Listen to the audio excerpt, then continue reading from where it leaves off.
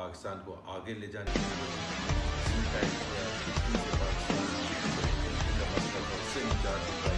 कराची में अमन लेके आए तो 20 साल से कोई नहीं ला सका, पूरे पाकिस्तान में अमन लेके आए। पाकिस्तान की मईशत भरपूर अंदाज में आगे बढ़ी, सिर्फ पाकिस्तानी रेटिंग कंसिस्टेंट होती है पिछले 4-5 साल में। तो एक बार फिर वो जेल जा रही है,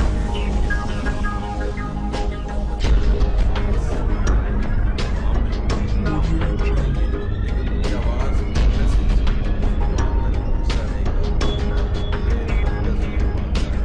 आवाज़ के साथ हैं, हर दम साथ हैं उनके, और इंशाअल्लाह ताला हम उम्मीद करते हैं उनकी सेहत भी अच्छी रहेगी और वो जल्द अज जल्द